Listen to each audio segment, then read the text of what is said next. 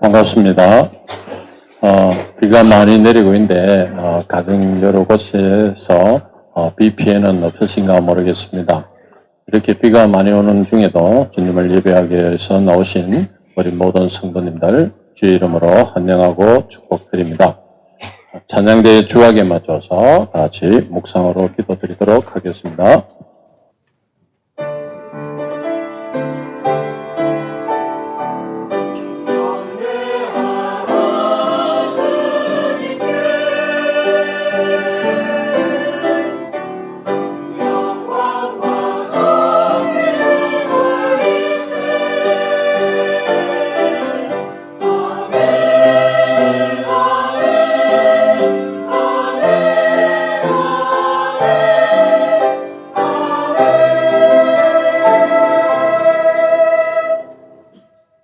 하나님 아버지 은혜를 감사드립니다. 오늘도 복되고 귀한 날을 저희들에게 허락하여 주시고 주님을 예배하는 예배자로 불러주시니 감사드립니다. 주님, 지금 밖에는 비가 많이 내리고 있으며 전국 곳곳에 비로 인하여 많은 피해를 입고 있습니다. 주님, 그 모든 피해를 당한 곳에 주님께서 위로하여 주시고 우리 성도님들의 오가는 모든 발걸음 위에 주님께서 안전을 주여 주시며 특히 우리 연로하신 성도님들 주의 몸된 교회로 나오고 돌아가는 그 발걸음 위에 힘을 다해 주시고 안전을 지켜 인도하여 주시옵소서. 우리 주 예수님 이름으로 기도드렸습니다. 아멘. 다 같이 찬송 드리겠습니다. 찬송가 528장 예수가 우리를 부르는 소리.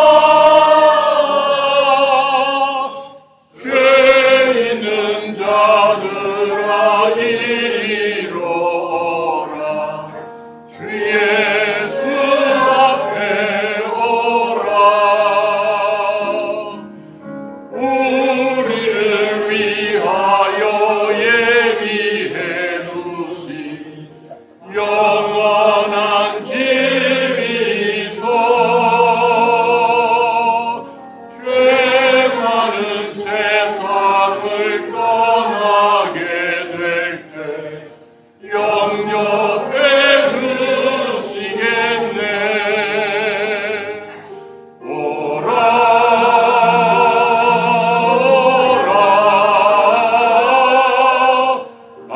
망치 말고 오라. 죄 있는 자들아 이리로라. 주 예수 앞에 오라. 찬송가 300장 내 마음이 낮춤되며 1절 3절 부르겠습니다.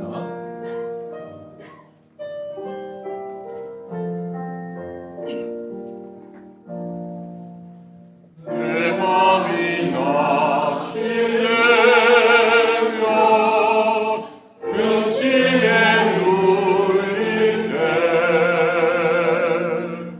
주께서 내게 오사 위로해 주시네.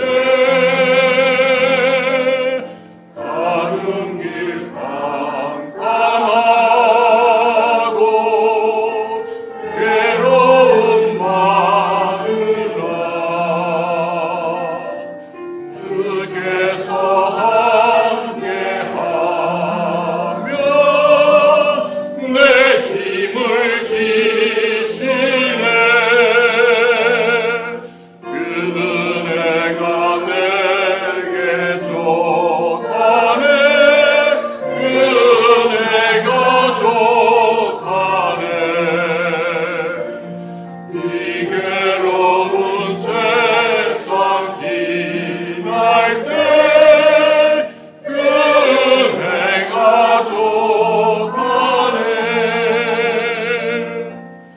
원민이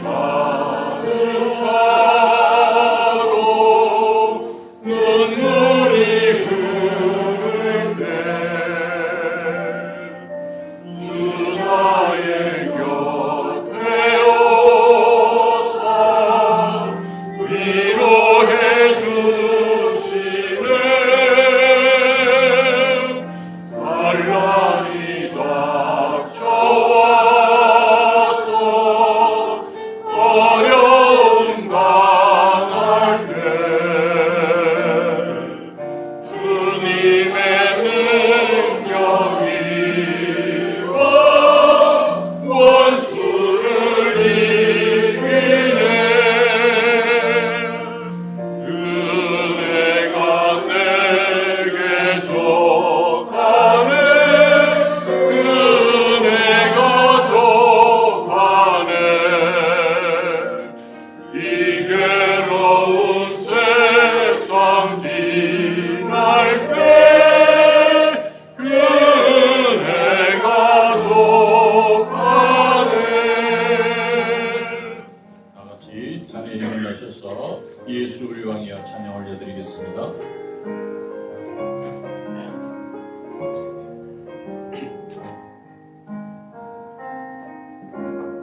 예수 우리 왕이여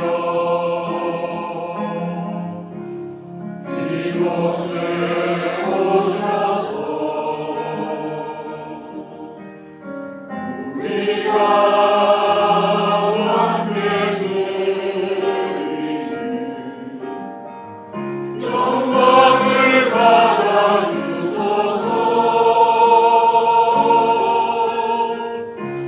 우리는 주님의 백성, 주님은 우리 왕이라. 왕이신 예수님 오셔서 가정하사 다스리소서. 예수 우리 주시여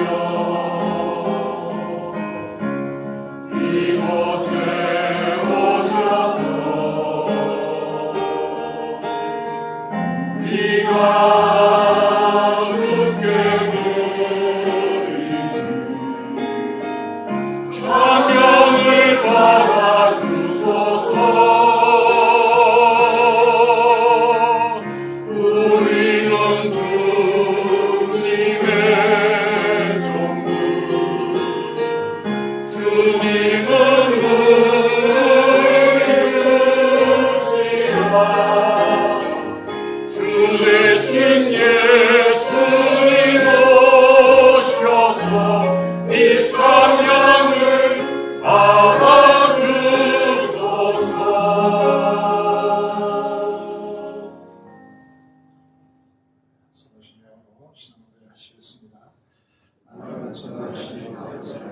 천지의 창조주를 믿습니다. 나는 우리 주 예수 그리스도를 믿습니다.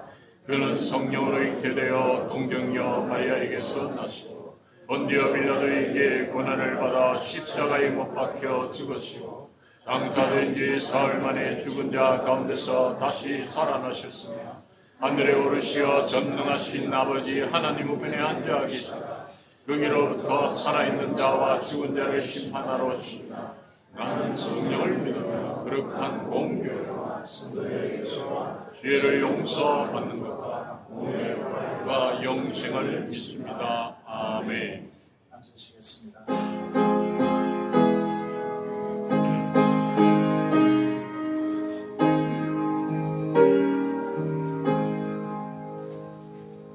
예수는 나의 힘이요 내 생명 되시니 구주 예수 떠나가면 죄 중에 빠지니 눈물이 앞을 가리고 내 맘에 근심 쌓일 때 위로하고 힘주시니 주 예수. 예수는 나의 힘이요 내 친구 되시니 그대를 강구하며 동성이 나누리 햇빛과 비를 주시니 주수할 곡식 많도다 귀한 열매 주시느니 주 예수. 예수는 나의 힘이요 내 기쁨 되시니 그 명령을 수행하여 널 충성하겠네. 주야로 보호하시며 다른 길 가게 하시니 의지하고 따라가니 주 예수. 예수는 나의 힘이요 내 소망 되시니 이 세상을 떠나갈 때 곧 영생 얻으리. 한없는 복을 주시고 영원한 기쁨 주시니 나의 생명 나의 기쁨 주 예수.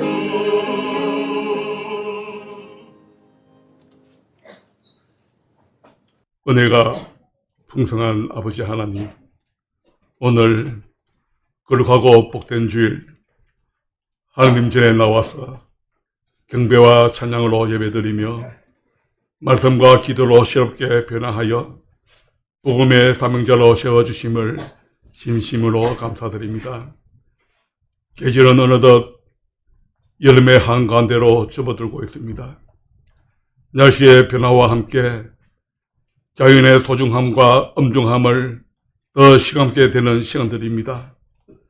나무 한 그루, 풀 한 포기에도 감사할 수 있게 하시고 흐르는 땀을 식혀주는 바람에도 목을 축여주는 물 한 모금에도 또한 온 우주를 운영하시는 주님의 섭리하심에도 감사하는 삶을 사는 저희들 되게 하여 주시옵소서.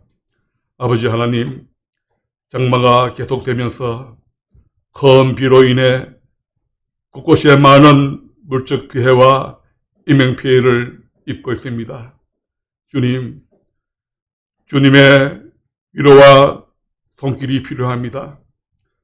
만물을 움직이시고 날씨까지도 주관하시는 아버지 하나님의 위대하심과 앞에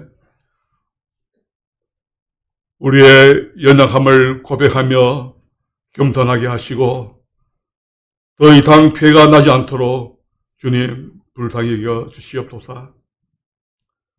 사랑받을 자격이 없는 저희들이지만 은혜를 구원받게 하시고 새 생명을 허락하여 주심을 감사하며 이 시간 주님 앞에 예배로 나아갑니다. 우리의 종교적인 습관에 익숙해져 있음을 주님께 고백하며 회개하오니 회개하는 심령마다 다제의 은총을 베풀어 주시고 마음으로 시언제, 행위로 시언제, 입술로 시언제 모두 용서하여 주시옵소서. 주님, 온 세상에 진리가 가득하기를 아버지 원합니다. 이 시대를 변화시켜 주사 악은 모양이라도 버리게 하시며 땀 흘리며 사는 기쁨, 내일을 소망하며 사는 기쁨으로 승리하는 삶을 살게 하여 주시옵소서. 거짓과 부패로 무엇이든지 이루려는 생각들에 사라지게 하시고 진리의 말씀으로 승리함을 얻게 하옵소서. 항상 선택의 갈림길에 있는 저희를 성령의 지혜와 감동으로 인도하여 주시고 불확실한 미래의 현실이 주는 걱정과 두려움에서 승리하기를 아버지 원합니다. 당장 눈앞에 보이는 이익 앞에 죄와 타협하지 않게 하시고 정직한 심령과 신실한 믿음으로 주님의 영광을 드러내며 영적 분별력으로 오직 예수 그리스도의 이름으로 승리하는 삶을 살게 하여 주시옵소서. 상한 마음을 위로하시는 아버지 하나님, 논윤의 육신의 어려움과 환난 중에 있는 성도들을 기억해 주시기를 원합니다. 어려움 가운데 있을지라도 모든 것을 협력하여 선을 이루시는 하나님을 믿기에 이 또한 감사함으로 받아들이고 힘을 얻게 하옵소서. 고난을 당한다 할지라도 흔들리지 않게 하시고 주님의 몸된 교회를 더욱 사랑하며 믿음이 연약한 자와 병든 자와 가난한 이웃들을 도와보는 믿음의 신실한 일꾼들이 다 되게 도와주시옵소서. 무슨 일을 하든 자원하는 마음으로 하게 하여 주시고 해야 할 일을 감당할 수 있도록 건강 주시고 물질 주시고 지혜 주셔서 맡기신 일을 잘 감당할 수 있는 우리 모두가 되게 하여 주시옵소서. 아버지 하나님, 수련의 계절입니다. 우리 교회 학교에 속한 모든 부서가 여름 수련회를 준비하고 있습니다. 준비하는 손길 위에 주님의 자비의 손길을 임하게 하시고 수고하고 애쓰는 사역자님들과 부장선생님 그리고 교사들에게 건강과 복과 성령 충만함이 있게 하사 주어진 사역을 능히 감당하게 하시고 실행되어지는 모든 행사가 은혜 가운데 잘 마무리하여 하나님의 이름이 영화롭게 하옵소서.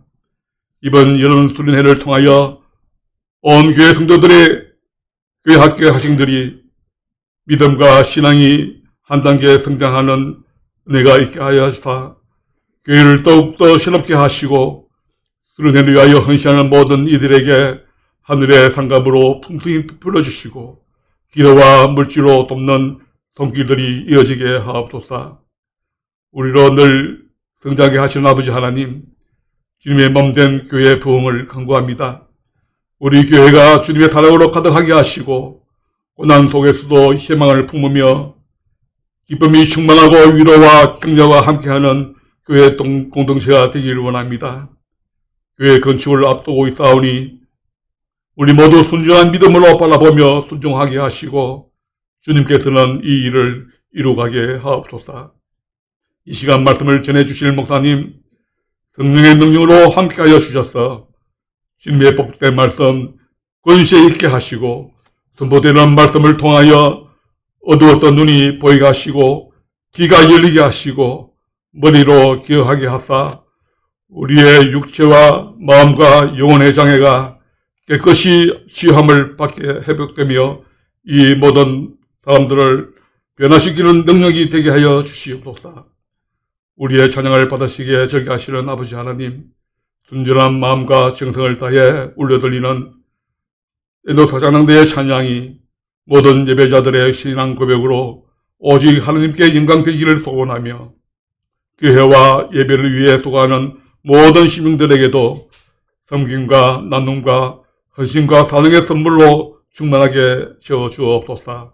오늘 예배하는 이곳에 주님의 큰 영광이 임하시길 안전히 기도드리며 우리를 사랑하시는 예수님의 이름으로 감사드리며 기도드리옵나이다. 아멘.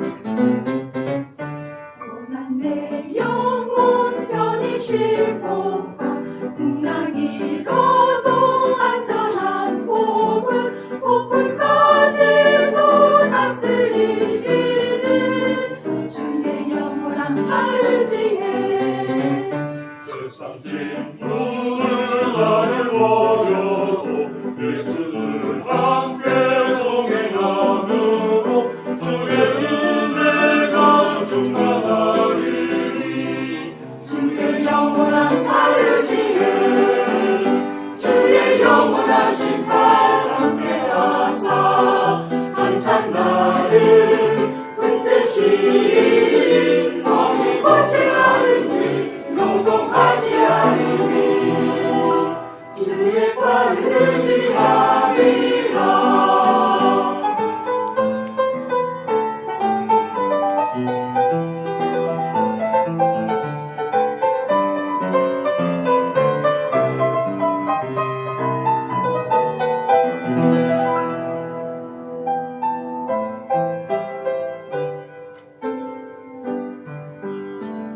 주님이 영원하시라.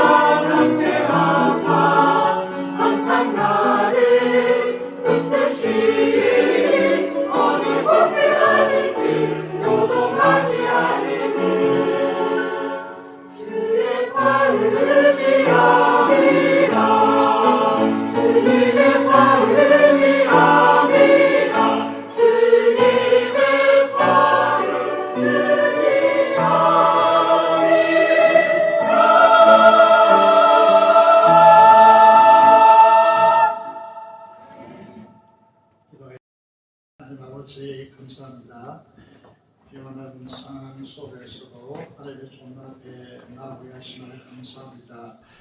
우리를 대표하여 간구한 기도 제목마다 하나님께서 품으시고 연락하셔서 역사하여 주시기를 간절히 손을 드립니다. 하나님 아버지, 이 무더운 여름 질환 장마 폭우로 인하여서 많은 어려움이 있는 이때에 내 영성을 더욱더 하나님 앞에 가져가서 하나님께서 임하시는 은혜의 사람들 될 수 있도록 역사하여 주시옵소서. 군에 있는 귀한 자녀들과 세상에 수고하는 지체들, 하나님 아버지 산지에 흩어져 있는 자녀들에게 은혜 베풀어 주시고, 공부를 감당하고 있는 친구들에게 지혜와 총명을 부어 주시옵소서. 이 시간도 하나님 존 앞에 나와서 간절히 기도하는 소원을 하나님께서 연락하여 주시고 그 기도에 응답하시며 하나님께서 역사하시는 통로로 하나님께서 우리들을 사용하여 주시옵소서. 오늘 말씀이 선포될 텐데 죄를 감춰 주시고 오직 진리의 말씀만 선포되도록 간섭하여 주시옵소서. 감사를 드리며 우리 주 예수 그리스도의 이름으로 기도드리옵나이다. 아멘. 하나님의 말씀을 보도록 하겠습니다. 에레미야입니다. 구약 성경 에레미야 4장 1절에서 4절의 말씀을 함께 보시겠습니다. 구약 성경 1054페이지에 있습니다. 에레미야 4장 1절에서 4절의 말씀을 함께 보시겠습니다. 제가 읽도록 하겠습니다. 여호와께서 이르시되 이스라엘아, 네가 돌아오려거든 내게로 돌아오라. 네가 만일 나의 목전에서 가증한 것을 버리고 네가 흔들리지 아니하며 진실과 정의와 공의로 여호와의 삶을 두고 맹세하면 나라들이 나로 말미암아 스스로 복을 빌며 나로 말미암아 자랑하리라. 여호와께서 유다와 예루살렘 사람에게 이와 같이 이르노라. 너희 묵은 땅을 갈고 가시덤불에 파종하지 말라.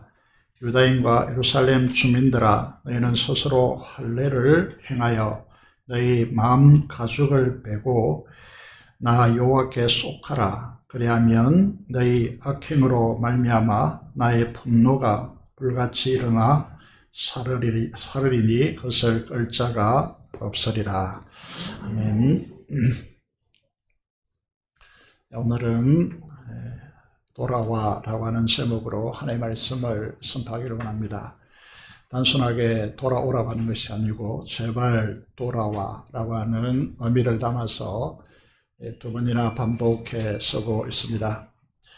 제발 돌아오라고 하는 간절하고 절박한 하나님의 호소가 이 시간을 통하여 우리들의 마음속에 전달되어지기를 원합니다. 우리 예레미야서를 읽었습니다. 하나님은 제사장 hil기야의 아들 예레미야라고 하는 이 사람을 유다의 마지막 선지자로 부르십니다. 하나님께서 예레미야에게 부르셔서 어떻게 말씀하시는가 하면 예레미야 1장 5절의 말씀을 보시면 내가 너를 모태에 짓기 전에 너를 알았다 말씀하시고 배에서 나오기 전에 너를 구별하였다 말씀하시고 너를 여러 나라의 선지자로 세웠다라고 그렇게 말씀하고 있습니다. 우리는 우연히 태어나는 것이 아닙니다. 아무렇게나 태어나는 것도 아닙니다. 하나님께서 우리에게 들려주시는 사랑의 음성이 무엇입니까? 우리가 어머니 뱃속에서 그 형질이 이루어지기 전에 이미 하나님께서는 저와 여러분들을 아시고 보셨다. 그렇게 말씀하고 있습니다. 태어나기 전부터 하나님의 자녀로 구별되었었다. 이렇게 말씀하고 있습니다. 신약 성경 말씀을 통해서 확인해 보면 창세기 1장 4절에서 5절의 말씀을 보시면 우리는 하나님께서 거룩하고 흠이 없는 하나님의 자녀가 되게 하기 위해서 이 우주, 이 세상이 창조되기 전에 우리를 택하셨다. 이렇게 말씀하고 있습니다. 이 말씀을 들을 때 우리는 어떤 마음이 들게 되었습니까? 이런 동일한 고백을 가진 이가 구약에 다윗이 있습니다. 다윗을 보시면 이렇게 말씀하고 있죠. 내 형질이 이루어지기 전에 우리가 태아에서 아기의 모습으로 갖추고 자라나기 전에 주의 눈이 우리를 보셨다. 나를 위하여 정한 날이 하루도 되기 전에 이 세상에서 태어나서 그 날들의 숫자를 헤아려지기 전에 주의 책이라고 하는 것이 있는데 계시록에 보면 생명책이라고 이야기하죠. 다 기록되었다. 우리가 이 자리에 오는 것이 우연히 오는 것이 아니고 이미 하나님께서 여러분을 우리가 형성되기 전에 보시고 하셨기 때문에 그렇다라고 말씀하고 있습니다. 이건 우리의 지성의 한계를 넘어서 있는 진술들이기 때문에 우리가 이해할 수 있는 내용들이 아닙니다. 그래서 문제는 우리가 하나님을 인격적으로 만나면 이 말씀들이 우리 속에 감동으로 자리잡게 되어지는데 신앙은 성령 하나님의 역사로 알게 되어져서 감동을 가지게 되어집니다. 여기까지 믿음이 오셨다면 다윗의 고백과 같이 우리가 고백하게 될 것입니다. 주의 생각이 내게 어찌 그리 보배로운지요. 그 수가 어찌 그리 많은지요. 라고 하는 고백을 가지게 되었습니다. 우리 자신을 향한 주님의 수많은 보배로운 생각들이 우리 영혼의 속삭이고 그 사랑의 음성 때문에 우리가 살아갈 수 있는 힘이 되어지고 이유가 되어지는 것이죠. 수많은 어려움 속에서도 자녀를 키운다든지 이 세상 복잡한 세상 속에서 직장생활을 한다든지 사업을 펼친다든지 이런 상황 속에서도 우리가 무너지지 않고 버티는 이유는 바로 이런 하나님의 선택하심과 우리를 향한 생각이 그 보배로운 생각이 너무 많게 작동되기 때문이다 라고 말씀을 드릴 수 있습니다. 하나님께서는 그리스도 예수 우리 주님 안에서 우리를 하늘에 속한 모든 신령한 복, 하나님이 가지신 복이라는 것은 다 쏟아부어서 우리로 거룩한 하나님의 영광의 잔으로 삼으셨다는 것입니다. 그것도 모자라서 우리를 홀로 두지 않고 우리 마음 가운데 성령 하나님을 보내주셔서 그 놀라운 은혜로 이 세상에 하나님의 역사가 전개되도록 우리를 통해 전개되도록 하신 것이죠. 그래서 우리는 계속해서 이 부분에 대해서 공부하고 있죠. 그래서 평강이다 이렇게 이것을 정의하고 있습니다. 이렇다면 우리에게 인생의 사명이 있다는 거죠. 우리는 아무렇게나 던져져서는 안 됩니다. 우리 인생을 아무렇게나 이 세상의 것으로 망가뜨려서는 안 됩니다. 하나님의 특별한 목적과 창세전에 우리를 보셨고 아셨고 선택하셨기 때문에 우리의 인생은 의미가 있다는 것이죠. 우리가 그렇게 살기로는 너무나 귀하고 존귀한 존재라고 하는 것이죠. 그래서 우주보다 더 귀한 주님의 생명을 대가로 지불하시고 우리의 죄에서 구원하시고 지옥의 멸망으로 치닫는 우리를 건져내셔서 하나님의 나라로 살게 하시는 이 거룩한 목적 아래서 우리는 선택되어졌고 부르심을 입었다는 것입니다. 그래서 우리는 항상 생각해야 될 것이 무엇입니까? 우리가 생각하는 많은 사람들이 살아가는 인생의 차원을 넘어서서 하나님의 목적이 우리 인생 속에 개입되어 있는 너무나 소중한 인생임을 우리 자신을 바라보셔야 한다는 것이죠. 우리 외모가 아니고 우리가 구가한 인생의 노력의 그 결과물이 아니고 그 훨씬 이런 진술 이전에 하나님께서는 우리에게 엄청난 대가를 지불하시고 우리를 그렇게 세워 놓으셨다는 것이죠. 그래서 우리는 우리의 삶을 사람들이 걸어가는 탐욕에 쩔여서 그 탐욕을 위해서 착지하고 축적하는 이런 방식의 삶을 살아가라고 하지 않고 십자가의 좁은 길을 요청하고 있는 것입니다. 주변에 많은 사람들이 아무렇지도 않게 탐욕의 삶을 살아가는데 그렇게 버리는데 우리는 할 수가 없는 것입니다. 왜냐하면 말씀이 작동되기 때문이죠. 신앙적 양심이 작동되고 있기 때문입니다. 하지마, 하면 안 돼 라고 하는 우리 안에 계신 성령 하나님의 역사하심이 우리 속에 있는 것이죠.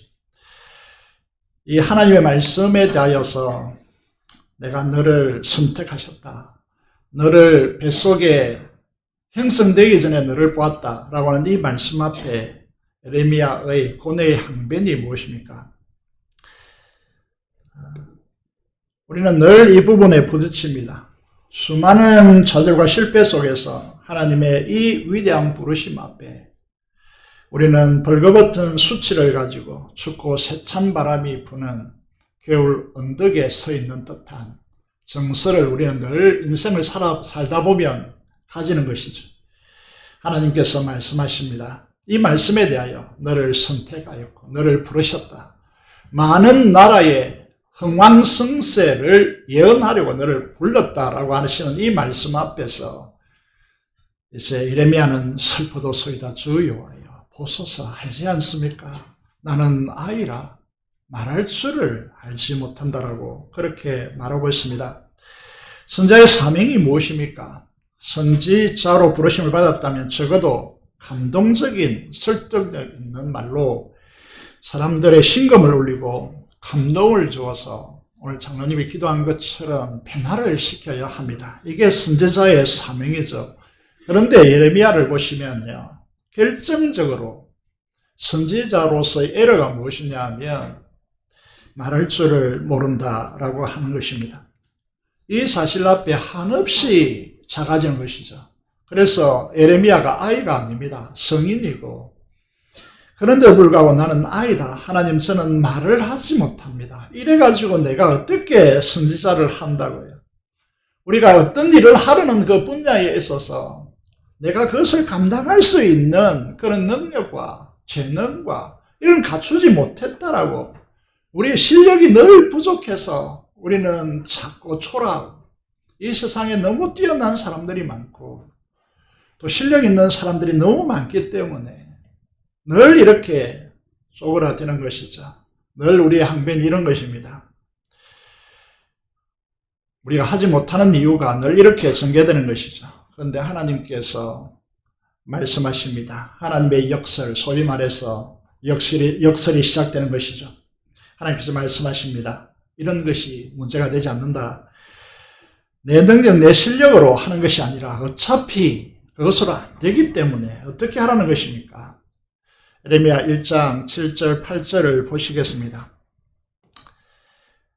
하나님께서는 우리의 작고 약하고 말할 줄 모르는 것이 전혀 문제가 되지 않는다라고 말씀하고 있습니다.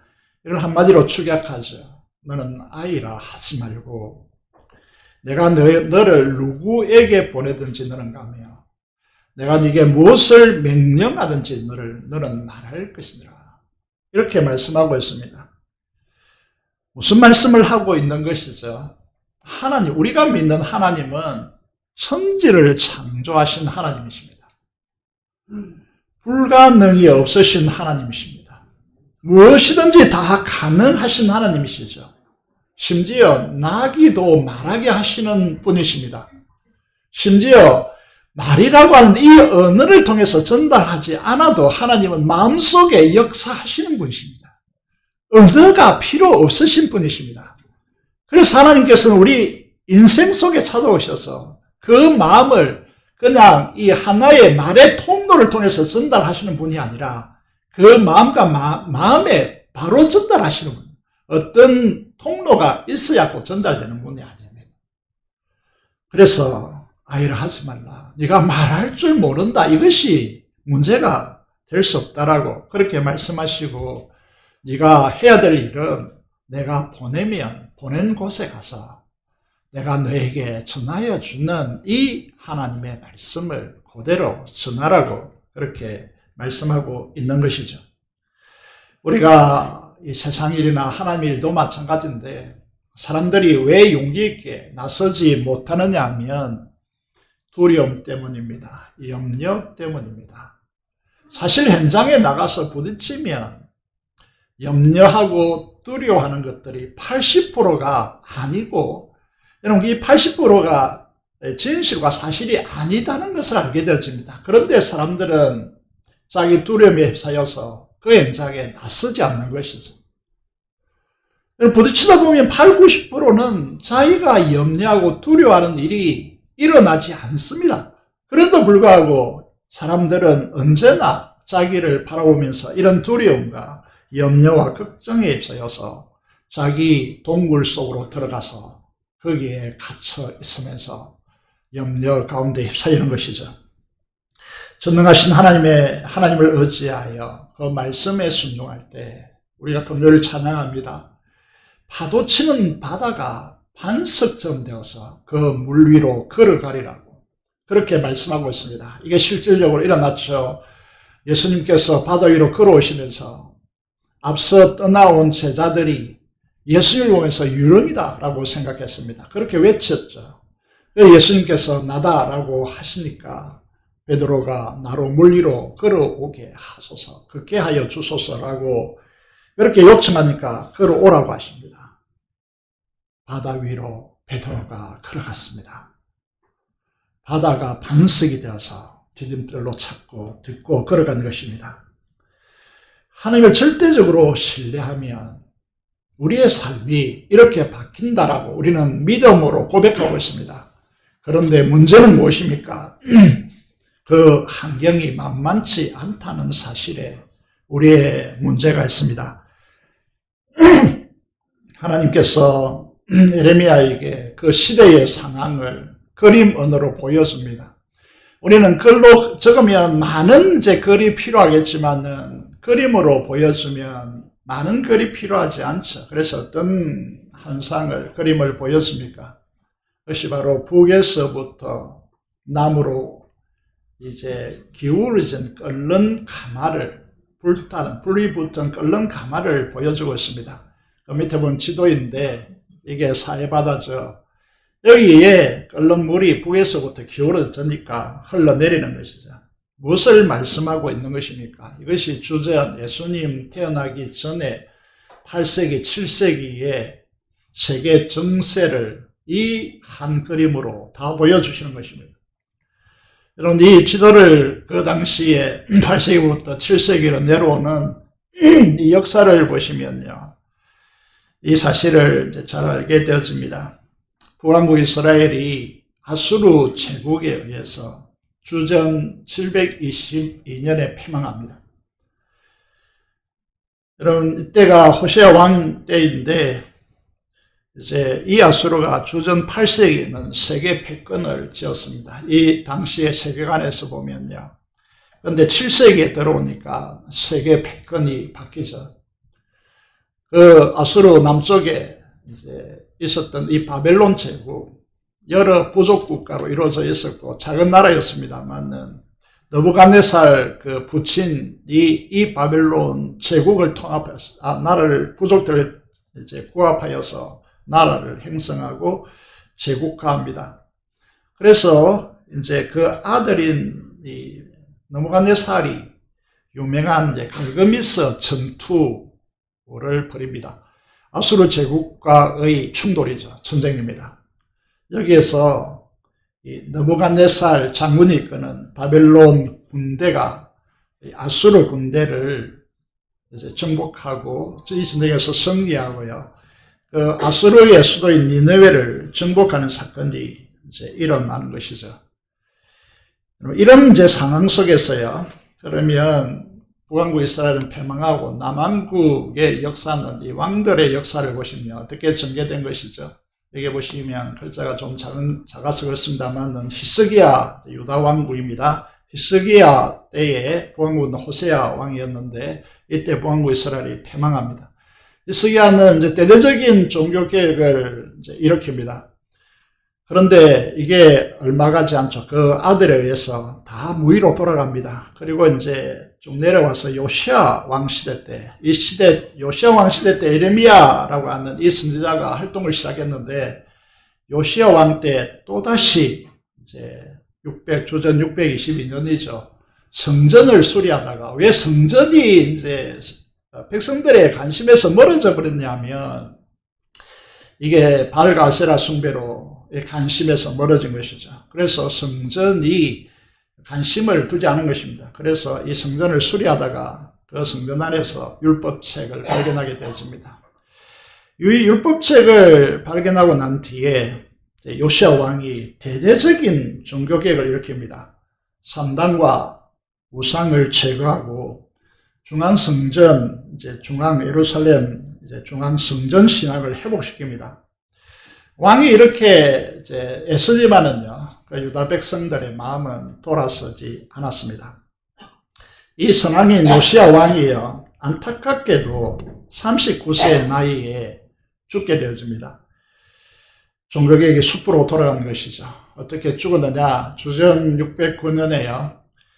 이게 애굽이 이집트가 아수르가 패망하면 바벨론이 들어와서 이 지역을 다 장악하니까 아수르를 재건해야 되겠다고 생각하고 갈그미스로 군사를 일으켜서 거기로 진격합니다.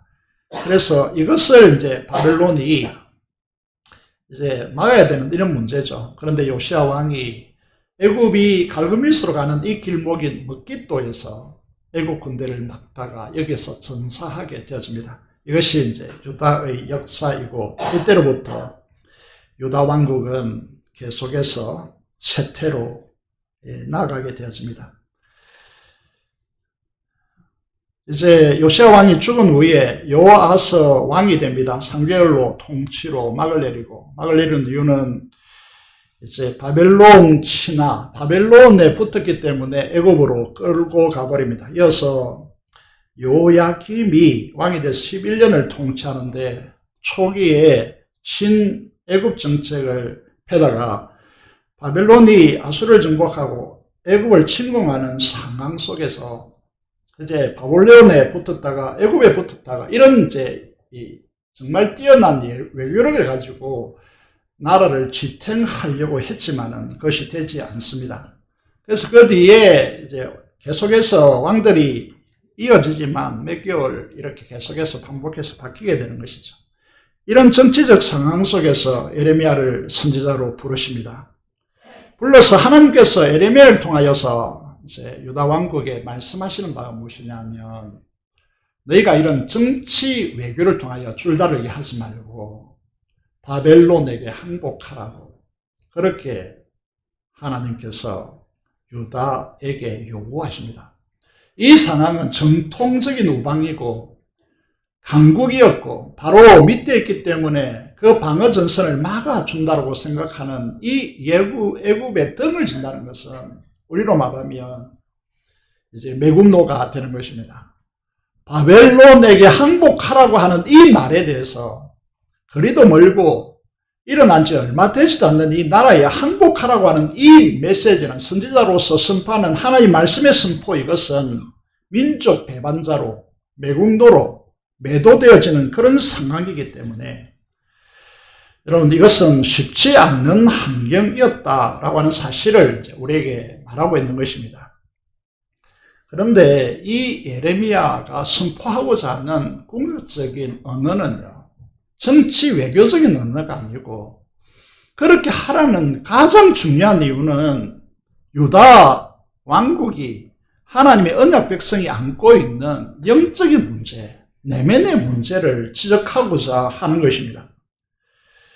영적인 언어는 무엇입니까? 우리가 사업하는 분들, 정치하는 분들 많이 있겠지만은요, 우리는 흔히 대통령, 국회, 판사, 검사들 욕합니다. 그게 바뀌면 잘 될 것 같이 이렇게 이야기하지만 그러나 보다 중요한 문제는 우리 민족에게 녹아있는 영적, 정서적 문제가 훨씬 더 중요한 문제임을 직시하셔야 됩니다. 이 문제를 점차적으로 바라보기를 원하는데, 북왕국 이스라엘이 패망할 때에 남왕국 유다의 왕은 히스기야 왕이라고 했습니다. 화면을 넘겨주십시오. 화면을 보시면요, 이게 써 있는 대로 아수르 왕 사네립이 북왕국 이스라엘 패망시키고 남왕국이요, 그 히스기야 왕 시대입니다. 남왕국 때 좀 복잡하게 하고 생각되겠지만은 히스기야 시대 때에 우리 사람으로 치면 목만 남기고 물이 다 잠긴 그런 모습처럼 부하고 이스라엘 패망시키고 이 아수르 왕 사네립이요 유다 지역을 예루살렘만 남기고 다 이제 점령한 것입니다. 이제 이 부분에서 가장 중요한 이제 군사적 전략 지점이 라기스라고 하는 지역인데요. 이 지역을 점령하고 빼앗은 기록이 이 신린더에 기록되어 있는 것이죠. 그런데 이 사네립이 이 엄청난 역사를 가져왔는데 이 사네립이 어떻게 처참하게 죽습니까? 예루살렘 성만 남기고 이 사네립 군대가 어떤 전략을 쓰는가 하면 산성이기 때문에 다른 데는 다 점령하고 이제 예루살렘만 남았는데 이게 산성이잖아요. 그래서 이게 넘어서기가 쉽지 않았습니다. 저항력이 굉장했고요. 그래서 어떤 전략을 펼칩니까? 성을 군대가 둘러싸고 18만 5천 명이라고 하는 이 엄청난 군대가 예루살렘을 둘러싸고 고사 작전을 벌인 것입니다.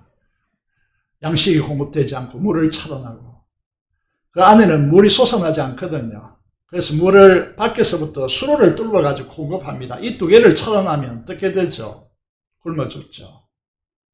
그래서 북한에서도 얼마 전에 그런 일들이 있었다 그러는데 자기 자식들을 잡아먹는 끔찍한 일이 일어나는 것이죠. 그런데 하나님께서 어떻게 하십니까? 이 18만 5천 명을 하나님의 사자를 보내서 선사죠. 사자를 보내서 하나님의 군대를 보내서 하루 저녁에 썰어버립니다. 18만 5천 명이 몰살당합니다. 그러니까 사네립이 어떻게 하죠? 철수할 수밖에 없었고 그래서 이게 군사들 다 죽이고 돌아간다는 것이 두려움이 있지 않습니까? 그래서 자기들의 니느웨 신전에 들어가서 숨었습니다. 숨은 뒤 사네립을 어떻게 합니까? 그의 아들들이 그 신전에서 끄집어내서 살해합니다. 이것이 아수르의 역사입니다. 이런 경험을 유다 백성들이 했습니다. 바벨론의 침공이 1차, 2차, 3차에 걸쳐서 이제 오게 되어지는데 이 방어력이 애굽을 기대면 우리가 방어할 수 있다고 착각합니다. 실상은 무엇이 문제입니까? 그들이 이제 금송아지를 세워놓고 가까이 금송아지를 만들어 놓고 금으로 된 송아지를 만들어 놓고 제사장을 레위인이 아니고 자기 맞는 입맛에 맞던 자기의 하나님의 말씀을 전달하는 자가 아니고 자기를 이렇게 붙들어 주는 그런 타락한 제사장을 삼고 금송아지를 숭배하면서 불을 구하는 것입니다. 그리고 예루살렘 성전이 멀다 보니까 그까지 굳이 갈 필요가 있는가? 우리 교회로 하면 뭐 서울에서 오시고 김해도 오시고 거제도 오시고 울산에 오시고 이렇게 하는데 그럴 필요가 없다는 겁니다. 가까이. 그래서 가까이 산 아래 산당을 짓고 푸른 나무 아래서 행음하였다 이렇게 되어 있는데 이거는 하나님을 섬기는 것이 아니고 바알과 아세라 올로 말하면 만몬을 섬기는 것입니다. 매너리즘에 빠져 있고 그래서 우리가 이제 우리로 바꾸면 구원, 천국으로 은혜와 평강 이런 것들에 대해서는 아무런 삶에 이제 가치를 두지 않는 것입니다. 그 결과가 어떻게 나타납니까? 이제 예레미야 2장 8절의 말씀을 보면 심각성이 뭐냐면 예배를 드리는데 예배란 어떤 것이냐면 이제 그 구약의 성전, 성막 구조를 보시면 가장 중요한 것이 지성소죠. 그 지성소에 하나님께서 그곳에 임하십니다. 그걸 이제 임재의 영광이라고 표현하는데, 우리 예배가 이제 이 부분이 중요한 이유는 예배자로 이곳에 오셨는데, 하나님께서 우리에게 임하셔서 우리를 만나주시는 하나님의 임재의 영광을 경험하는 일이 사라진 것입니다. 이거는 영적으로 끝난 것입니다. 만약에 여러분들이 이곳에 오셔서 예배자로 왔는데 영광의 하나님께서 이곳에 임하셔서 여러분을 만나주시는 이 역사가 여러분 안에 전개되지 않는다라고 한다면 이 예배는 아무런 의미가 없습니다. 제사장들이 묻습니다. 제사장들이 묻고 있는 것이죠. 지성소에 하나님의 영광의 임재를 주관해야 할 이 제사장들이 하나님이 어디 있느냐라고 묻고 있다는 것입니다. 그리고 하나님의 말씀을 가르쳐야 하는 율법을 다루는 자들이 나를 알지 못하며 이렇게 됐습니다. 성경 말씀을 가르치고 나누는 자들이 갖춰야 될 핵심적인 문제가 무엇이냐면 성경 지식이 아닙니다. 말씀은 하나님의 음성을 듣고 하나님을 인격적으로 만나는 통로인데 그걸 지적으로 생각하는 거죠. 성경 지식적 많이 안다고 여러분들 믿음이 좋다라고 할 수 없습니다. 신앙과 신학은 학문이 아닙니다. 인격적인 만남을 통해서 주님을 알고 그분과 교통하는 통로가 말씀입니다. 만약에 말씀을 통해서 이 사실이 이루어지지 않는다면 성경은 잘 알고 가르치는데 실제적으로 주님을 알지 못하는 이런 일들이 일어나고 있다. 이게 예루살렘이 유다가 패망한 중요한 이유인 것입니다. 관리들, 이건 이제 지도자들인데 정치 지도자들이라고 할 수 있습니다. 목자들이죠. 이게요, 우리가 알아야 될 것이 지도자들요, 이 부패하는 이유는 성도들이 이렇게 여러분 하나님 발가세라 만문에 쩔어 있기 때문에야 올바른 지도자를 세울 수 없는 것입니다. 그건 무시하는 거죠. 하나님 무시해도 아무런 이제 백성들이 이 문제가 되지 않기 때문에야 판정하는 것입니다. 선지자들이 어떻게 합니까? 돈의 이름으로 예언하고 무익한 것을 따랐다라고 됐습니다. 이 말이 무슨 말이죠? 하나님의 말씀을 선포하는 자들이 무엇을 해야 됩니까? 군중에 타입하면 안 됩니다. 이거는 군중이 돈을 향하여 걸어가고 있는데 거기에 대해서 책망하고 엄중히 꾸짖어야 하는데 그 군중의 힘에 야합하는 겁니다. 그래서 교회 가봤자 뭐 책망 들을 일이 없는 거죠. 그런 사람들 더 부득해 주니까요. 잘한다고 해주니까. 이 근본적인 이유가 어디에서 기인되었습니까? 화면을 넘겨보시면 이렇게 에레미야 2장 13절에서 이렇게 진단하고 있습니다. 이렇게 된 이유는 이제 여러분 이게 그림을 보시면 항아리가 있는데 밑에 깨어졌습니다. 이건 물을 아무리 부어봤자 다 쏟아져 버리기 때문에 물을 담을 수가 없죠. 그래서 이 그림을 이제 통해서 이제 보시는 부분이 두 가지인데, 하나는 그들이 생수 근원 대신 나를 버린 것, 하나님을 버렸다라고 하는 것입니다. 그래서 하나님 대신에 자기의 노력의 확대를 통해서, 확장을 통하여서 인생의 행복을 누릴 수 있다고 착각하는 것입니다.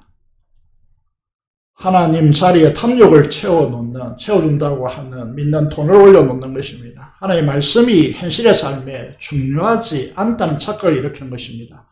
실제로 시험이나 취업이나 사업이나 직장이나 가정생활에 하나님이 중요하지 않는 시대가 되어버린 것이죠. 무시합니다.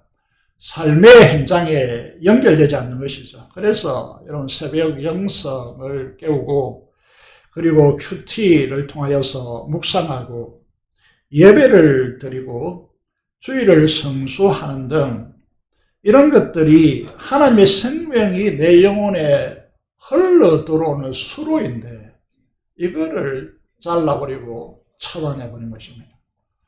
우리가 지금 영상이 떠있고 전기가 있는데 이 전기가 끊어지면 모든 것이 다 한꺼번에 날아가는 것이죠. 하나님을 버린 것입니다. 우리 이제 몸은 70%가 물이죠. 70% 이상은 물입니다. 이게 자매님들의 몸속에 물이 조금 더 많고 남자들은 조금 더 적다고 하는데, 여러분 우리 인생은요 피로가 물입니다. 우리 영혼에도 마찬가지인데 하나님의 생수가 우리에게 필요한 것이죠. 그렇게 되다 보니까 이제 여러분 이것이 만족되지 않으면 사람은 이제 가만히 있지 않습니다. 그래서 어떻게 합니까? 다른 것을 찾게 되어지는 것이죠. 다른 만족을 주는 다른 것을 추구하게 됐습니다. 그것이 무엇입니까? 가두지 못할 스스로의 웅덩이를 파는 것입니다. 정말 이렇게 되면요, 어떻게 되는 것이죠? 여러분, 이런 사람들의 이제 특징이 무엇이냐면, 항상 하나님의 말씀이 우선되지 않고, 자기라고 하는 기준점이 항상 작동합니다. 내가 편안하냐, 내게 유익이 되느냐, 하나님의 말씀이 작동되지 않고, 항상 자기가 그 기준점으로 작동되어집니다. 내가 어떠하냐에 따라서 하나님의 말씀도 뭐고 다 필요 없고, 자기가 중심이 되어서 움직이는 것이죠. 그런 이제 사람들에게 나타나는 현상이 이런 현상이라는 것이죠. 그래서 어떤 이제 상황이 되어집니까?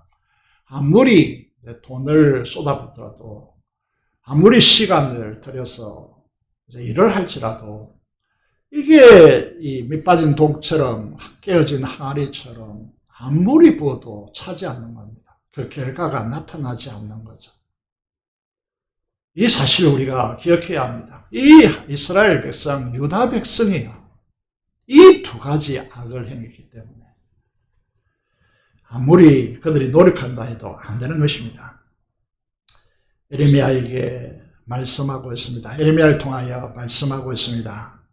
지체하지 말라는 것입니다. 지체하지 말라. 그리스도인들에게 있는 팽팽은 무엇인가 하면 나중에 하겠다.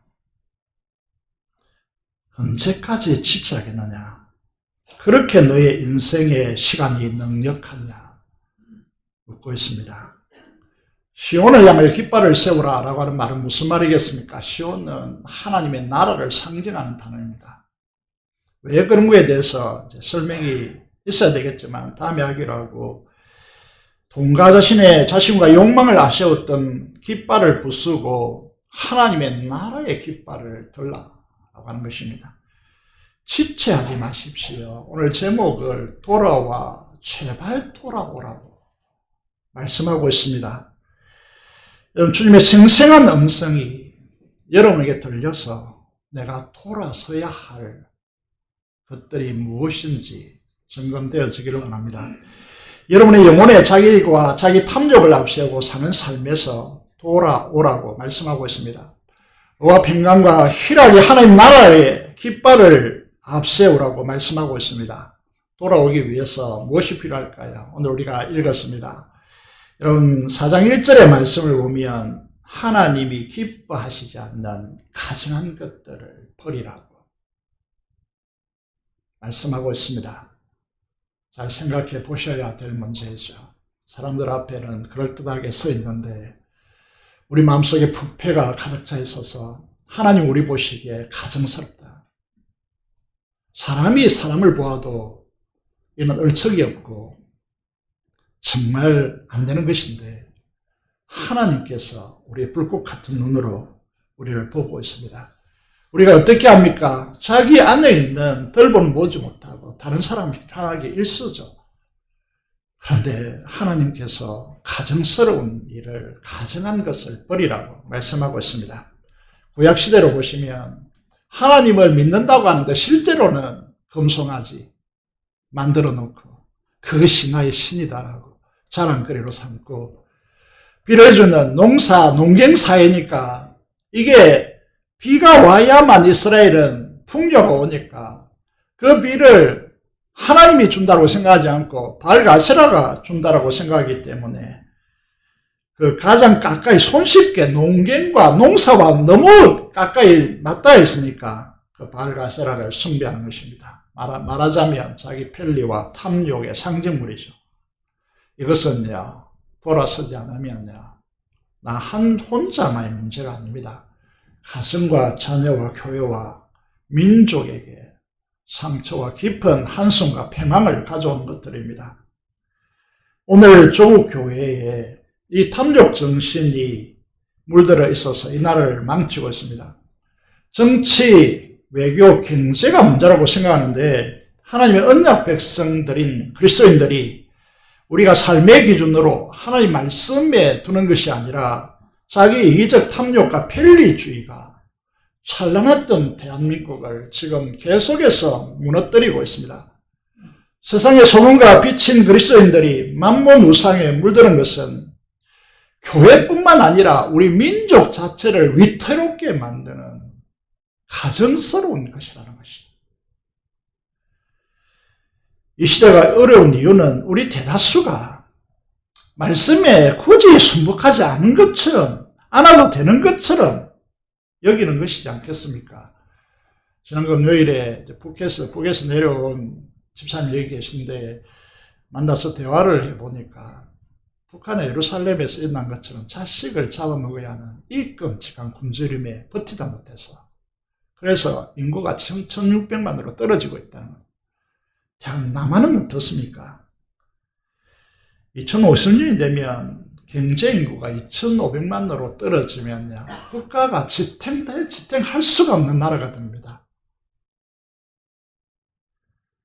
이게 이대로 가면 그렇게 너무나 이제 당연하게 그렇게 떨어진다는 거죠. 대한민국을 회복할 수 있는 유일한 기회는 딱 10년밖에 없다라고 저는 생각합니다. 이 10년 동안에 조국 교회가 깨어나느냐, 유력한 이제 사업가, 정치가들, 이런 이제 지도자들이 깨어나느냐, 여기에 우리 성도들이 깨어나느냐, 여기에 우리의 미래가 걸려 있습니다. 그럼 대한민국의 조국 교회는 교회 학교 다음 세대가 이미 사라지고 있습니다. 사라지고 있습니다. 그러니까 우리 잘 알고 있는 친밀한 이 교회 집단을 보면요, 여러분 거의 50~60%는 교회 학교가 없습니다. 교회 학교가 없다고 해요. 아이들이 없다고 해요. 교회를 보면 우리 민족의 미래도 잘 알지 않습니까? 그래서 이제 에레미야 4장 2절의 말씀을 보시면요, 우리가 하나님 신앙을 회복하고 하나님 제일주의로 회복하고 성령 충만함을 회복한다면 다시 한번 많은 나라들이 부러워하는 그런 나라가 될 것이고 하나님을 우러러보는 그런 이제 역사가 될 것이다 라고 말씀하고 있습니다. 그렇게 하기 위해서 고통이 동반되는 것인데요, 그게 뭐냐 하면 화면에 떠 있는 대로 에레미야 4장 4절이죠. 할례를 하는 것 같이 마음의 가축을 베라라고 말씀하고 있습니다. 우리가 익숙한 것에 대해서 뺀다는 것, 이거는요 굉장히 아픔을 동반하는 것이죠. 여러분, 우리가 쏙살을 뺀다라고 할 때요, 쏙살이 베있다, 이런 엄청난 고통을 동반하는 것이죠. 예를 들어서 이제 폐암이 걸렸습니다. 병원에 갔더니 폐암이다라고, 상기다라고 하는 진단이 나왔습니다. 그래 보니까 이제 담배를 너무 많이 피우고 있다는 거죠. 그래서 의사가 진단하여서 이 담배를 끊으십시오, 이렇게 했습니다. 끊어야 되겠습니까? 안 끊어야 되겠습니까? 당연히 끊어야 되겠죠. 근데 끊기가 쉽습니까? 쉽지 않습니다. 그거는 죽기 싫으면 끊어야 되는 거죠. 이런 상황이라는 것입니다. 우리 조국교회 상황이. 여러분, 우리는 그런데 심각하게 생각하지 않죠. 그래서 이 마음의 할례, 마음의 가축을 베어라 라고 하는 이 말씀에 대해서 우리가 할 수 있느냐 하면 할 수 없습니다. 그래서 하나님께서 최근에 우리가 공부하고 있는 영역이 무엇인가 하면 이게 조국의 교회에 이 메시지를 던져주고자 하는 것이 뭐냐 하면 이제 은혜라는 부분입니다. 은혜. 구원받은 하나님의 자녀에게 하나님께서 주시는 최고의 선물이 무엇이냐 하면 우리 마음 가운데 보내주신 성령 하나님이라고 하는 것이죠. 이것이 대가 없는 최고의 선물이랍니다. 이 성령께서는 우리 안에서 기록된 이 성경을 통하여 감동을 주셔서 우리로 순종하게 하시는 분이십니다. 그래서 이 성령께서 우리 안에서 말씀으로 역사하셔서 감동을 줄 때 즉각적으로 순종하느냐 순종하지 않느냐에 따라서 우리의 신앙뿐만 아니라 우리의 자녀들의 문제, 그리고 우리 교회의 문제, 이 민족의 미래가 이들에게 걸려 있다는 거죠.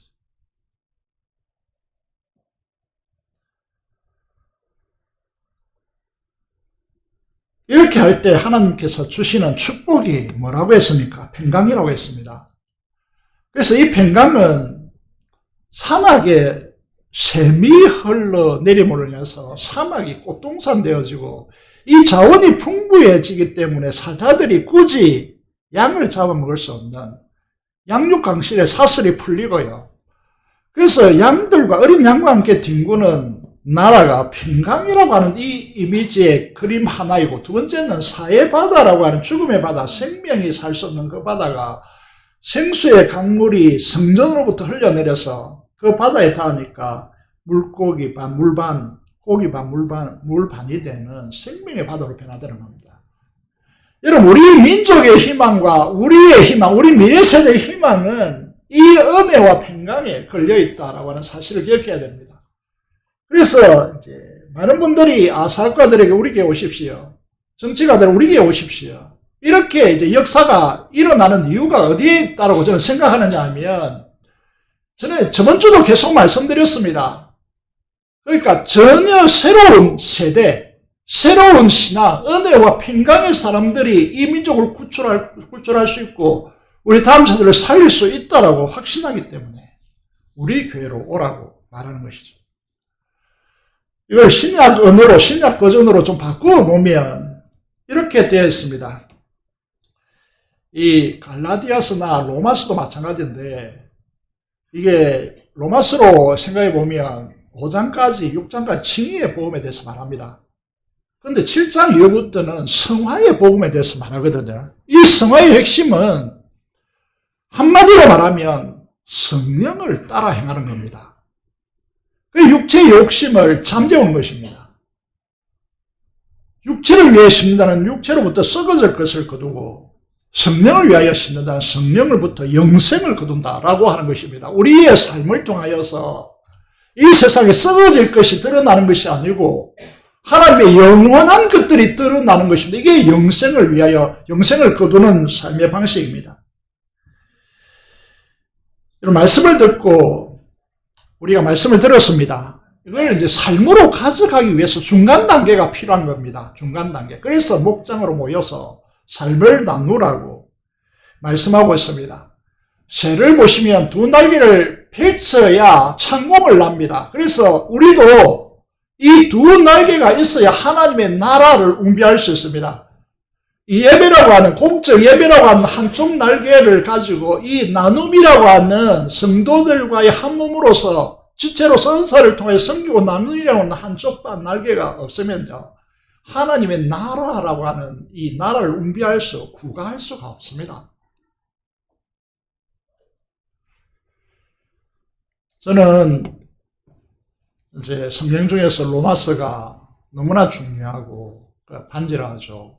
그 반지에 박힌 보석이 로마서 8장인데 로마서 8장에서 가장 중요한 구절을 꼽으라면 저는 주저없이 로마서 8장 13절 14절을 꼽겠습니다. 읽어보면 너희가 육신대로 살면 반드시 죽는다. 우리 속에 성령이 소멸되면, 성령의 감각, 성령 하나님의 역사의 감각이 없으면 우리는 죽은 겁니다.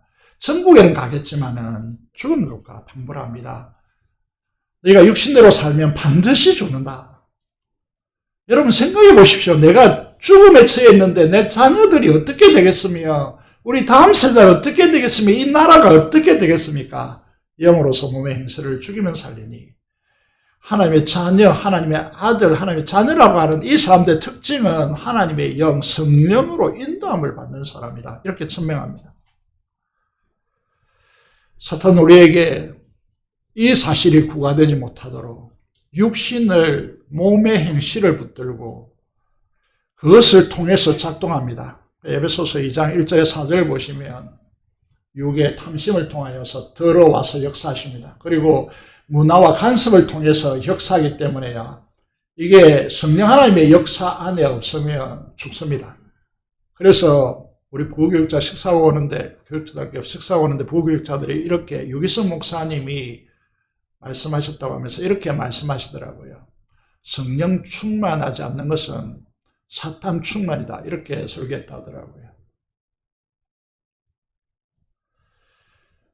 여러분, 오늘 우리가 걸어가야 할 길이 이제 마무리 결론으로 이제 보겠는데요. 예레미야 1장 11절, 12절이 이제 화면에 띄어져 있습니다. 하나님은 아이라 말할 줄 모른다라고 하는 예레미야에게 무엇을 두 가지를 보여주셨다라고 했죠. 끓는 가마를 보여주시고 두 번째는요, 살구나무를 보여주십니다. 굉장히 이제 의미 있는 내용인데요. 이건 이제 이게 여러분 성경책에 보시면 숫자를 표시해가지고 밑에 이렇게 해석해 놓았습니다. 살구나무와 말씀을 지킨다라고 하는 히브리어 단어는 틀리지만 음이 같이 나오기 때문에 살구나무를 보여주다 이렇게 쓰고 있는데 진짜 의도는 무엇일까요? 살구나무 하면 무엇이 생각납니까? 그럼 아론의 쌍난 지팡이가 생각납니다. 여러분, 아론의 쌍난 지팡이, 말라 비틀어진 지팡이였어야 싹이 돋아나고 꽃이 피고 열매를 맺는 사건이 일어납니다. 이것을 법궤 안에 보관하고 있습니다. 보관하고. 이 모세와 아론의 지도력에 대해서 반역했기 때문에요. 그럼 너희만 지도자냐 이렇게 반역했기 때문에 모세와 아론에게 허물투성이죠. 이 문제점이 많았습니다. 그래서 이게 보니까 이게 택도 없는 것들이 하나님의 지도자라고 막 이렇게 있거든요. 그러니까 반역의 고라 자손과 더불어 반역했습니다. 그렇게 하니까 하나님께서 어떻게 합니까? 아론의 지팡이입니다. 지팡이 이미 뭐 죽은 것이죠. 오래 말라 비틀어진 것이죠. 가볍게 하기 위해서 오랫동안 말리지 않습니까? 그래서 아론의 쌍난 지팡이 12 이제 지도자들의 지팡이를 다 모았고 놔두라. 그 누구의 지팡이만 싹이 나는 것이죠? 꽃이 피는 것입니까? 아론입니다. 그 뒤에 이 살구나무를 보나이다. 이렇게 살구나무를 보여주면서 12절에 이렇게 말씀하고 있습니다. 여호와께서 내게 이르시되 네가 잘 보았도다. 이는 내가 내 말을 지켜 그대로 이루라 하니라 하시니라. 하나님 말씀하시면 반드시 이루어집니다. 확신하십니까? 이 믿음 위에 우리의 삶을 건설해야 됩니다.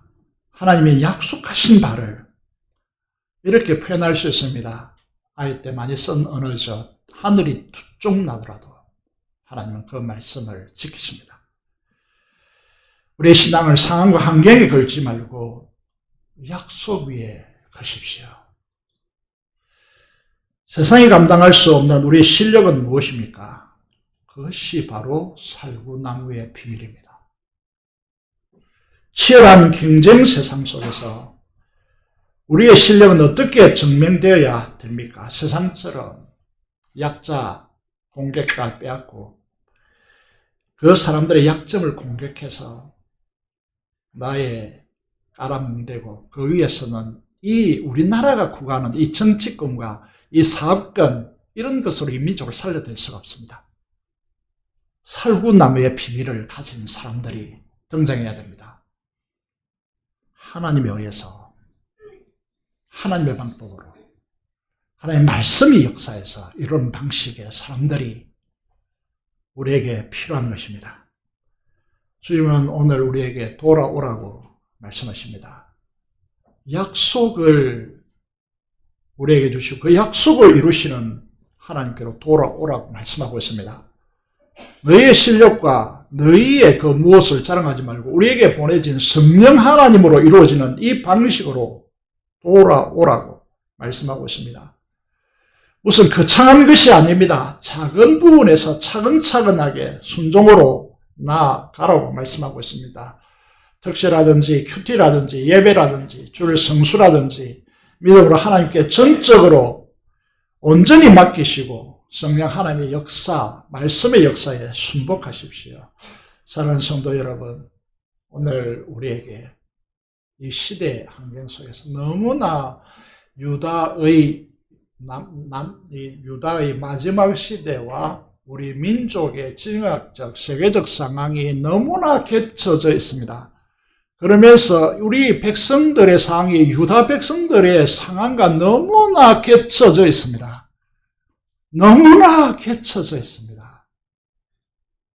돌아와야 합니다.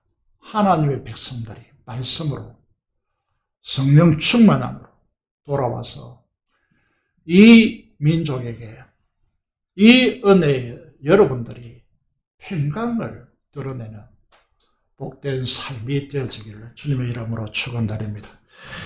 기도를 드리겠습니다. 하나님 성령 충만함으로 하나님 말씀으로 돌아오게 해달라고 기도하시고 민족의 봉화 통일과 파손된 선교사를 위해서 한음성으로 기도하겠습니다. 살아계신 아버지 하나님 은혜를 감사합니다. 하나님께서 우리 민족을 사랑해 주시고 불쌍히 여겨 주시옵소서. 돌아오라고 하시는 이 하나님의 음성이 우리 영혼에 깊이 사무치게 하여 주시고 우리가 돌아오는 은혜의 사람들 되어질 수 있도록 하나님께서 역사하여 주시기를 간절히 손을 드립니다. 이 민족의 복음화를 위하여 기도합니다. 이 지역의 복음화를 위하여 기도합니다. 수많은 사람들이 회복되고 돌아와서 은혜의 사람들 되게 하시고 평강을 구가하는 사람들 되게 하여 주시옵소서. 속히 피 없는 통일을 허락하여 주시고 저 철의 장막 안에 갇혀있는 그들을 불쌍히 여기시고 복음이 속히 그곳에 펜만하게 전파될 날이 올 수 있도록 도와주시고 파송된 선교사를 통하여 일하여 주시옵소서. 감사를 드리며 우리 주 예수 그리스도 이름으로 기도드리옵나이다. 아멘. 찬송가 204장 찬송 드리면서 준비한 대로 흥음하겠습니다.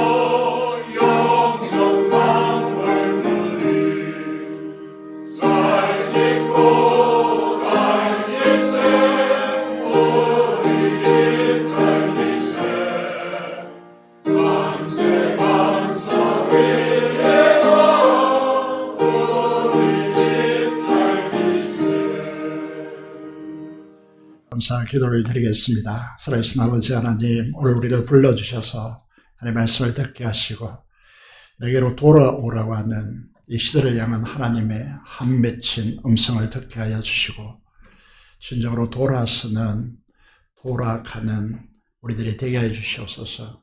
하나님께서 얼마나 엄청난 역사를 통하여 성령 하나님 우리 속에 보내주시고 말씀의 감동으로 하나님 나라의 의와 평강과 희락을 구가하려고 하시는 하나님의 역사 앞에 부복하며 성령 충만한 은혜의 역사 앞에 순종함으로 우리를 통하여 평강이 펼쳐지도록 하나님께서 역사하여 주시옵소서. 그래서 이 민족이 살아나고 조국 교회 다음 세대가 살아나는 복된 역사가 있게 해주시고 이번 여름 집회 성경학교와 수련회를 하나님께서 이 통로로 사용하여 주시옵소서. 하나님 앞에 나와서 물질로 하나님께 헌신합니다. 수령금과 11조 목전금을 따라 하나님 앞에 헌신하는 주의 귀한 자녀들에게 하나님 이 세상의 행통함과 평탄함을 주시고 하나님의 풍요로움을 아버지 자랑할 수 있는 우리 성도들이 자리에 설 수 있도록 도와주시옵소서.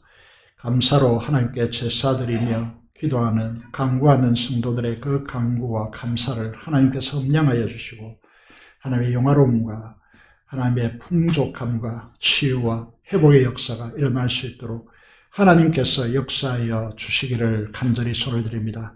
아픔으로 고통받는 주의 자녀들이 있습니다. 하나님의 능력의 손으로 치료하여 주시고 회복될 수 있도록 인도하여 주시기를 간절히 손을 드립니다. 하나님 아버지께서 영광 받아 주시고 이 헌금을 통하여 하나님의 나라가 흥왕될 수 있도록 사용하여 주시고 그 은혜의 대가를 함께 누리는 복된 우리 교회 성도들 되어줄 수 있도록 인도하여 주옵소서. 우리 주 예수 그리스도 이름으로 기도드리옵나이다. 아멘.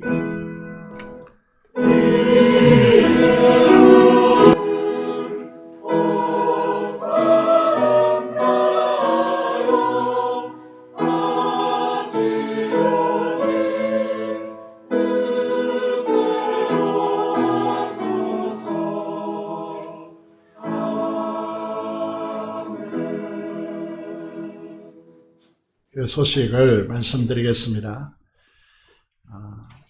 7월 24일부터 이제 수련회가 본격적으로 이제 시작되어지는데 위에서 관심 가져주시고 기도해 주시고 협력해 주시면 감사하겠습니다. 영암부 여름생명학교가 7월 26일부터 28일까지 본교회당에서 삼위 안의 빛이라는 제목으로 이제 가지게 되었습니다. 학생부 수련회가 다음 주 월요일부터 이제 노예연합으로 또 동부와 영남교회 몇 교회가 함께 참여하여서 수련회를 가지게 되었습니다. 위에서 기도해 주시고 청년부는 총회 수련회와 또 자체 수련회가 진행되게 되겠습니다. 이 청년부를 위해서 특별히 이번 기회를 통하여서 청년부가 부흥될 수 있도록 위해서 기도해 주시면 좋겠습니다. 1일과 15일에 특세를 가지는데 이번 달은 토요일, 주일 이렇게 돼가지고 내일 특세를 가지겠습니다. 세계 영성을 형성한다는 그런 의미에서 가집니다.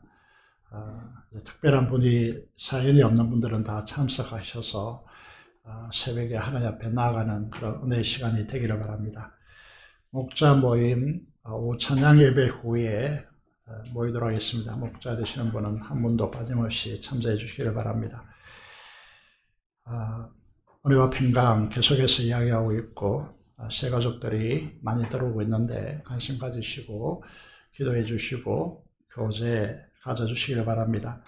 이번 주 금요 기도에는 이게 다음 주부터 본격적으로 시작되어질 수련회와 또 성령학교를 앞두고 집중적으로 기도하는 시간을 가집니다. 많은 관심을 가지시고 함께 와서 하심에서 기도해 주시기를 바랍니다. 노예 전도부 주최로 재건축 강교회 50주년 부흥회가 8월 11일부터 13일 주일까지 진행된다고 합니다. 관심 있으신 분은 참여하셔서 은혜 받는 시간이 되시면 감사하겠습니다. 오늘도 새로운 분이 오셨습니다. 새 가족이 오셨습니다. 각 중대 사장님이신데 터널 토목공사를 하고 계시는 사장님이십니다. 조혜숙 집사님이 인도하셨고요. 영도에 사신다고 합니다. 한번 자리에 일어나 주시면 큰 박수로 환영하도록 하겠습니다. 네, 감사합니다.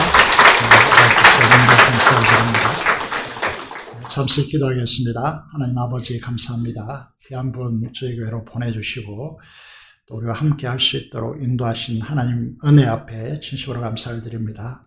오늘 나온 이 새 걸음이 하나님의 복된 걸음이 되게 하여 주시고 또 하시는 이 일이 아버지 하나님 행통하게 되어서 하나님께 큰 영광 돌릴 수 있는 그런 사업체가 될 수 있도록 하나님께서 역사해 주시고 번창하게 하여 주시옵소서. 아버지 그 가슴과 그 건강을 지켜 주옵소서.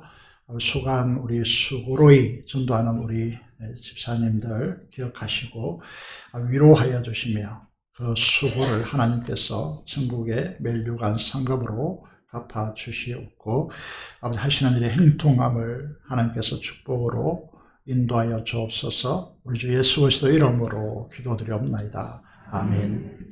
다 같이 일어나셔서 찬송가 3장 찬송 드리겠습니다.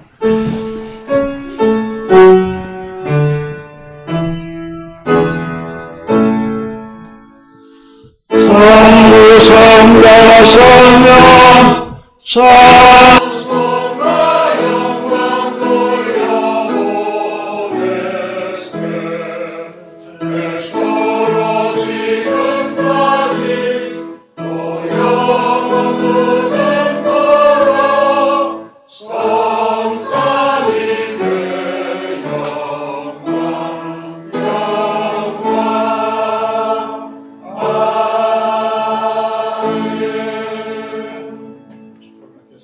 정말 우리 주 예수 그리스도의 은혜와 하나님 아버지의 그 무한하신 사랑하심과 성령의 교통 충만 감화 감동하심이 오늘 내게로 돌아오라고 하는 하나님의 생생한 음성을 듣고 돌아서기를 원하는 사랑하는 성도들의 심령과 가정과 생업터 위에 지금부터 영원토록 함께 하시기를 축원합니다. 아멘.